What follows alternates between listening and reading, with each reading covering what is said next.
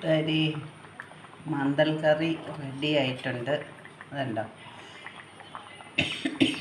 ഇത് മാങ്ങ ഇട്ട് കറി വെച്ചാലും നല്ലതാണ്.